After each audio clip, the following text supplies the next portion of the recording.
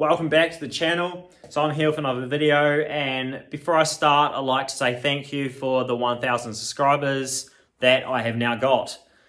So on another note, I am going to change the way I do videos slightly, because at the moment I'll sort of film everything as I go, forget to film some things, and then I'll end up putting the video together and I struggle and the videos aren't there, or because I do this in days, because obviously I have to go to work, I have a full-time job to pay the bills to afford to do this kind of stuff and everything else, like just bills in general. So I can't work on this all the time because it's not my full-time job doing this, YouTube or so on. So I can only do these after work when I'm not doing other things, or on the weekends when I'm not busy. And it's a spread out video with like 2 weeks worth of little clips, and then I've got to try and make that into a video where I'll work on it some days after work, I'll work on it weekends when I'm not busy, and then I'll spend basically my whole week trying to make a video before I post it. Where I don't want to be doing that, because I'd rather spend time on the metal work and the fabrication and all the things I need to do to get this on the road and finished. So that's what I'm going to be doing from now on. I'm not going to spend hours and hours and hours. I spend like 7, 8, sometimes even 10 hours trying to make a video for you guys out of what I've got, rather than working on it. And it's slowing the process as well. And it's not really something that I want to be doing. But I'm not going to stop YouTube. I will keep doing this because I've had quite a good response. And as I said, I've got 1,000 followers. So I don't want to let you guys down. But what I will be doing is I'll do a vlog, I think they're called, where I'll do something significant on the car, and then I'll sort of make a video about it when I'm halfway through, sort of to a stage that I think it's worth making a video on, and I'll show you guys what I've done, and then I'll sort of post it, because those videos are much easier to make, and they take way less time, and I don't have to get the camera out as I'm doing things and try and film it as I'm doing things. I can just get stuck in and do it. And because I've looked at I don't really know what you call it, like when you're a content creator, YouTube lets you look at sort of people watch your videos, and it sort of at the start spikes up, and then it drops off, and then it spikes up, and it's sort of, if people skip things or replay things, it shows how many times it's been watched. So it'll drop if it's been skipped through that area a lot, or it will peak if people have replayed that section and wanted to watch it again, or watched it and not watched the rest. But basically, I've looked at them, and people watch the start, they sort of skip through a lot of it and then watch the end to find out the end product. Where I'm the same. I'll watch YouTube videos and I'll look at what they're doing and think, oh yeah, I'll just skip to the end and see what the end product is, because I don't want to watch the whole process. Even though a lot of you do watch it, and a lot of you probably do enjoy it, it just takes too much time to be worth it, and I don't think it's worth doing, where I'd rather get this finished and get more process and more content on YouTube, and obviously more done to this Land Cruiser. So enough said, I'll just show you what I've been doing anyway. So this is sort of from now on, this is what my videos are going to be in the future, if this one goes well, of course. Right, so the last video was on this wide body and these front guards. So of course, I haven't done too much more from what I remember. I can't remember how far I went in the video. But anyway, I haven't done too much more to these guards since then. I'm really happy with the shape of these, so I'm not going to change this again. I think they look great, and the shape is all there. I patched up that bottom piece. I can't remember if that was in the last video or not. And then that flows nicely off the headlight, and then the bumper will meet up to that nicely. Of course, I still haven't filled in this patch here, because I was sort of like going to rely on a bender and things like that, but I bend stuff all the time and I need to, and I have left the panel beaters, so I can no longer use their gear, and I'm going to have to buy my own tools. So I'm going to buy one of them, but the problem is at the moment with all the weather we've had in New Zealand and up north flooding and everything like that, getting things out of Auckland is quite difficult at the moment. But I'll have a bender, or should I say a pan brake, I think they're called, to fold up these pieces and finish it off, because I've got quite a bit in the back that also needs to be bent. So talking about the front guards, also I have shaved this indicator, because I did buy aftermarket indicators, cool ones, but I feel like just getting rid of them is just way cleaner. It's going to make the wide body look much better than having them, and I'm getting aftermarket toe mirrors that I'm going to have indicators in, or modify them to have indicators in. I'm not too sure yet.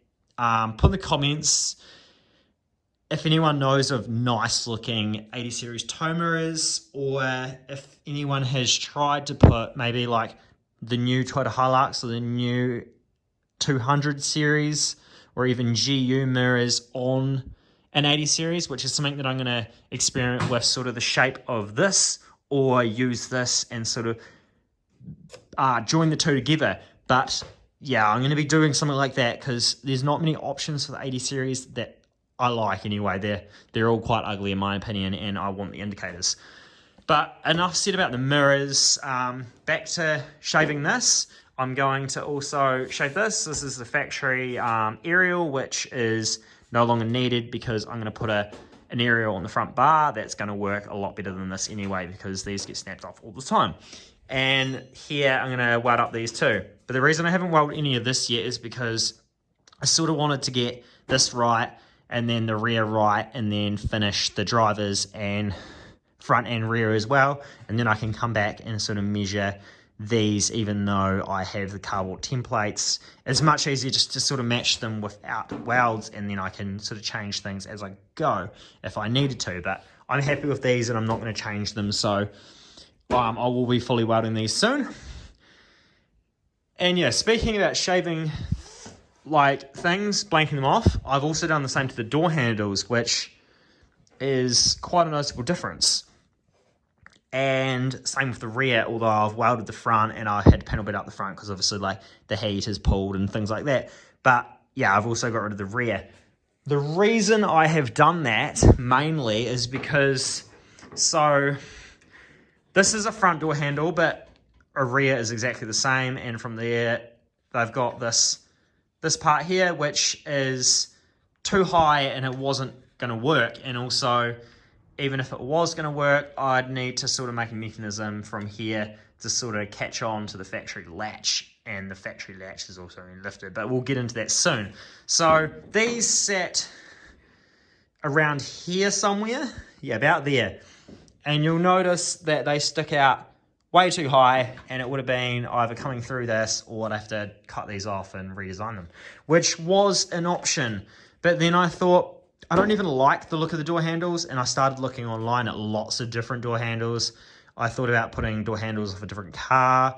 I thought about, I think they're called Kindic Design, something like that. They have flush Tesla style door handles that you push in and the back pops out and you open it up. But they were about $1,000, over $1,000 a pair, New Zealand, and then of course getting them out of the States to New Zealand, I didn't even price that up, but that would probably be quite a lot. And I thought, I'm not spending damn near $3,000 on door handles. That's just not feasible. So what I have gone with is this button. I'll get into this button soon. I'm just going to keep, I'll just finish talking about the door. So what I have done is I've moved this catch up to here, where usually is down here somewhere. And of course this wide body is a little bit wider than the first generation. So the first generation was 100mm, this is 120mm. The reason I did that is just because I felt like it looked a wee bit better, and I wanted to make it the same width as the deck. And then I have kept all this factory edge, and then I can keep this factory seal through here. And then I have to make up this, so I'm going to do this when I get the folder too, because I've got quite a bit that needs to be folded, and I've sort of just done other stuff because I haven't had a folder. So when I get that, there'll be a lot of folding to do. So that'd be great when I get that. And the seal will sort of come around here, and then join up here and go through round all factory the way it would as if I hadn't chopped the door up. And I should probably mention the reason I've chopped the door up is because of this. I'll find a photo and put it in now of this with a factory door on it and how low it sits. It's around here somewhere. So I'll pop the photo up now. So I brought this door forward a wee bit too, like the whole thing forward, just to give more clearance through here. And that's why this is chopped out, because same with the front. I talked about this in the last video. I chopped this out and dragged this back quite a lot because obviously it didn't used to fit up with the mold, and then I actually dragged it back further than that, so it had a nice gap from here. I'm gonna do the same for the rear, but the rear's a little bit harder because the shape of this goes like that on this angle rather than the angle of the guard, because this has been lifted. Usually it's about around here somewhere, because this part here is usually all the way down here. Like this usually joins to this. So I've lifted it a long way up. Well, actually, I've lifted more than this. This is off a different door. This green piece, this is off a pair of secondhand doors I got off a mate. So yeah, they've modified a lot. So obviously this here is the same angle as this up here. So I've got to change this to the same angle as this, which is actually identical to the front. So if anyone has damaged front guards that I can chop this section out of, that would save me a lot of time, and put in the comments. In New Zealand, because posting to New Zealand from Australia or any other countries is probably going to cost more than it's worth. But yeah, I want this bit, because this bit here, I can put the right-hand side and the left door, the left-hand side and the right door, and that would save me a lot of time. And of course, I'm going to match all this up in here, so I managed to get off the green door also, the car that the green door come off, because I have a mate doing a single kid chop, so he chops it through here somewhere, and doesn't need any of this. So I went around to his house and chopped all this out, this whole dog leg piece, and just removed it from his car. So this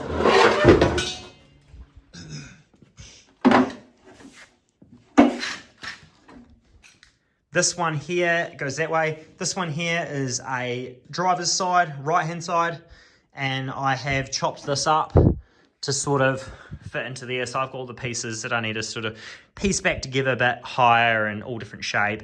And of course, this catch thing up here somewhere, because I've lifted all that and everything just to get the clearance that I want for the wheels, with it sealing and looking factory and everything like that. So obviously this is a wee bit higher too, which I feel like makes my interior look a bit nicer, because it sort of flows with the seats a bit more and everything like that. So that's quite a big job, and I gotta admit, it's sort of like felt like it was a bit over my head at the time. I chopped it all up and was starting to piece it together, and I was like, this is definitely harder than I was expecting, but we're getting somewhere. Like this door, I'm happy with. We're basically done there. We just got to do a wee bit around there, and when I get the folder and finish that off. And you're probably still wondering, how am I going to open these doors with outdoor handles?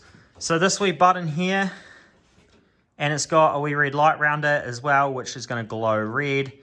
And I'll explain when that's going to go red in a second. But I've drilled the hole, and then I welded a tube into here. So I just pulled this out just to show you guys better. So all it is just a switch. Well, it's a button, should I say. And it's got this nut behind it. So you push it in, and then you do up this nut, and it's secure.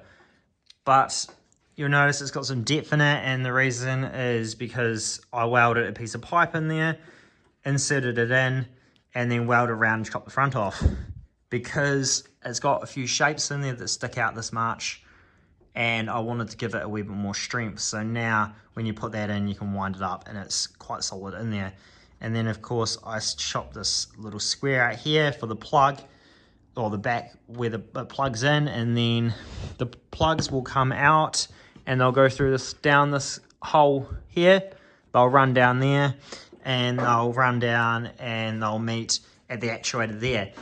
I'm not using this actuator. I had this lying around. This is what I used for my boot when it was a wagon, and I used to push a button and this actuator would open my boot. So it's a similar design on what I'm doing here, but I haven't ordered yet, but I'm in the process of ordering some proper shave door handle actuators that have a lot more strength than this. Apparently have like 85-pound pulling power or something like that, and they are made to pull the toughest of doors. So I'm going to go overboard with that because you can never really have it too good, and I'd rather have it, if the door's jammed for some reason, I'd rather have some good pulling power, because they're obviously made for old school cars, which are a lot harder to open than these Japanese cars. And what I've decided to do is use the inside. I got a bar here, and it will pull on this, and it will open, and I'll have a button on the inside and the outside of the rear doors to open them. So this basically works. So you'll walk up to the car and you'll push this button, and the door will pop out. So it will pop out like that much, and then you're just about to grab and behind anywhere on the door and open the door, and it will stay out because I'm going to buy these. Well, I've already brought these. I'll pop them up on the screen, and I'm going to put them in here somewhere, or probably up here, and then it'll push out and hold the doors out when you push the button and it pops open. And I'll be putting the front ones here where the old bung used to be. The car is locked. These buttons, you'll push it, it'll still actuate the actuator, but it won't do anything. It'll be the same as lifting a handle in a locked car. And you'll notice this button has, you might not notice, but this button has a ring around it which glows red. So it's got a red LED sort of ring around the outside of it. And I'm going to make this pulse red, so it will be like pulsing red when you walk up to it, when the key is in a range of, I think, about 2 meters away from this, it'll pulse red, the door handles, so everyone that walks up to it when they've got a key will know the red button. You push the red button, it opens the door, because I know for a fact I'm going to get a question all the time. Say if I pick people up or they haven't been in this vehicle before, they'll look at it and they'll see no door handle and think, how do I get in this car? So I'll have the red light to sort of indicate you, and then even if someone asks you, say red light, push the button. And the way I'm going to do that is because a while ago I brought a kit which has this push button start, has a fancy wee key which I don't have on me, so I can't show you, but it basically looks the same as any brand new modern car that doesn't have a key. It's just a little box thing, and that's got a box and under the dash, and then it's got sensors on the front window and the rear window, and you leave the key in your pocket and you don't have to use a key at all. I put that in because I lost my keys at the beach one time, and I went in to get some keys cut, and it was going to cost me around $150, $200, and I picked up this kit for the same price, and I thought it was quite a cool feature. So basically, you have your key in your pocket, you walk up to the car. I think you have to be within a meter or maybe even 2 meters away from the sensors, and the car will automatically unlock, or it's got a lock and unlock on the too if you want to lock and unlock it. This ring around here is blue, and this pulses when the key is in range and you are able to start the car. So that will pulse blue when the key is in the car, unless I think you lock it, it can stop. I don't know. Anyway, so when this blue light is pulsing, it means obviously the car's unlocked and the keys are near it. So I'm going to go back to the box and join the wires from that blue pulsing light to the doors. So this will pulse blue and the doors will pulse red, so you'll see them when you walk up to the car and you have the keys. It doesn't do it to everyone. And of course, these buttons are waterproof, so water's not an issue, because I put this on my TikTok, this sort of setup, and I was blown away. I got like over 2 million views in less than 24 hours and hundreds of comments. The most common question I got was about these waterproof, and the second most common, or probably the first most common, is if the battery goes flat, what do I do? Am I locked out? So no. This is going to have batteries under the tray, and it's going to have a sort of box that you can unlock the key normally under the tray, and all the batteries are going to house in that and so on. And it's going to have probably 3 or 4 batteries anyway, so if they go flat, like, it's quite unlikely. And it's going to have sort of like house batteries as such, like deep cycle batteries and starting batteries. And they won't be linked, where I will make it so that you can link the long life batteries to the starting batteries to be able to open the door. But then also I'm going to have a second safety precaution, and also you can hook jumper leads to these batteries without even opening the car, and then you'll get power and be able to open the door. But even if, say, all that fails, where I doubt it never will, on maybe driver's or passenger's side, I'm going to have a cord that runs through here, through into the guard, and then up in here, and I'll have like a normal sort of lockable, like a lock that you turn or something, and it pulls this, like a lock that turns and pulls the cord, and then the door will pop open. So I'll never get locked out, no, and I'm not worried about that. And the bonnet, you're probably thinking that I have to get inside the car to pop the bonnet. No, I don't, because I have bonnet pins. So I have thought about everything. There's no need to stress. And of course, I don't know if I mentioned it, but this button here will be in the door the same at the front.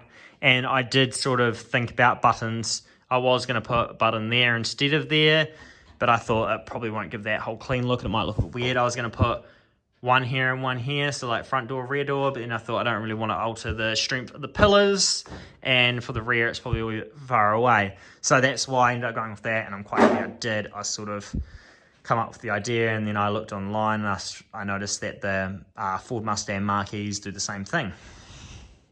So that was basically a rundown of where I'm at and for this week, and this is sort of what my videos are probably going to be from now on, unless I do something that I really want to make sort of a proper video on, I will. So thanks for watching, and again, thanks for the 1,000 subscribers, and just thank you guys for supporting me, and I'll see you on the next one, and we'll have a lot more done because I won't be busy making videos. Right, bye.